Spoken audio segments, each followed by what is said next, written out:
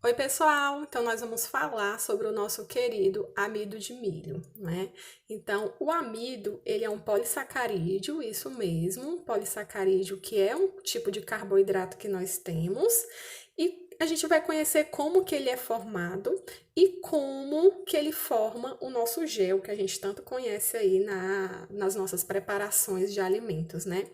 Esse polissacarídeo, esse amido, ele é formado por moléculas de glicose.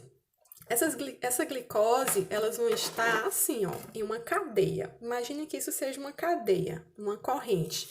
Então, cada bolinha dessa é uma glicose.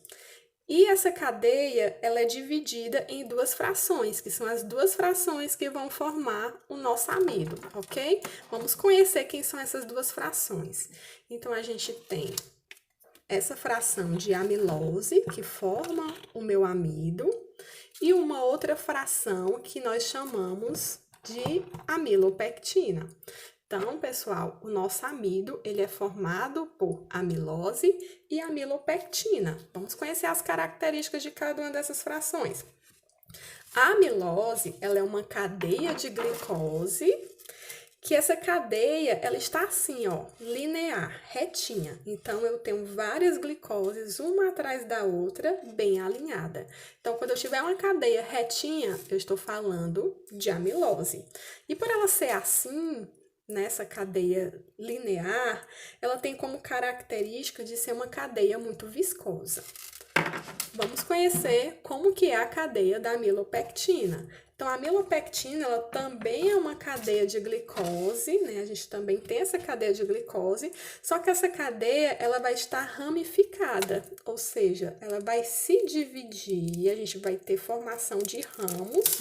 Então, imaginem que os ramos é como se fosse uma árvore, né? Ela não vai ser aqueles ramos de árvore, ela não vai ser retinha que nem da amilose, ela não vai estar bem alinhadinha.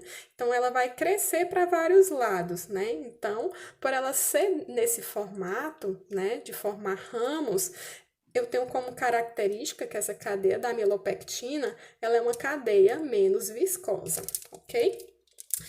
E como que essa amilose, amilopectina, né? Como que esse amido, gente, ele vai formar o nosso gel, né? Então, vamos conhecer sobre o processo de gelatinização.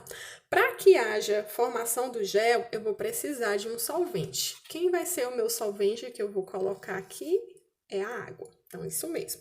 Então, vou precisar de água. Para que haja essa gelatinização, além de água, nós vamos também precisar de calor.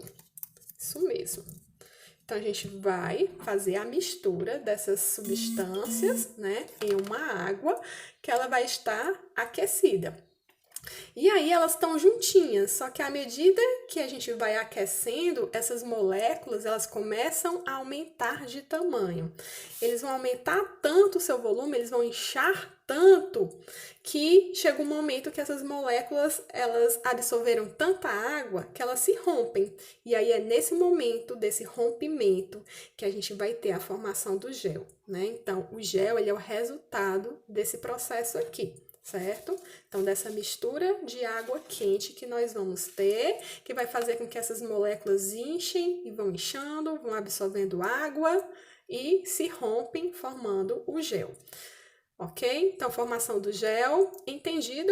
Tudo bem. Então, vamos agora para um outro processo que eu quero que vocês conheçam, que é esse processo aqui, que eu vou chamar de retrogradação. Então, gente, a retrogradação, quando eu tenho essa mistura dessa água quente e depois eu vou esfriar, né? Vou fazer um resfriamento dessa mistura. Por exemplo, quando a gente faz molho branco, né? Então, houve a formação do gel, coloquei na geladeira, né? Resfriei aquela mistura e começa a ter uma água ali sobrenadante. Já perceberam? Então, o que que é esse processo, né? Então, quando eu resfrio essa mistura, essa molécula, ela começa a expulsar essa água. Então, ela vai tentando expulsar essa água, essas moléculas, elas se aproximam, e aí elas vão se aproximando à medida que esse resfriamento, ele vai acontecendo, e ele vai expulsando essa água, certo? não tenho mais calor, né? Porque foi para o resfriamento, então houve o abaixamento da temperatura. E aí, com a expulsão dessa água, o nome desse processo se chama retrogradação.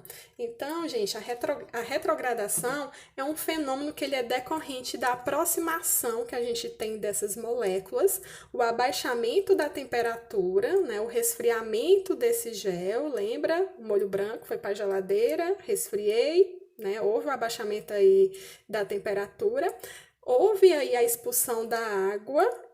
O nome que eu dou para esse processo aqui de retrogradação, né, onde há a expulsão dessa água, se chama cinérese.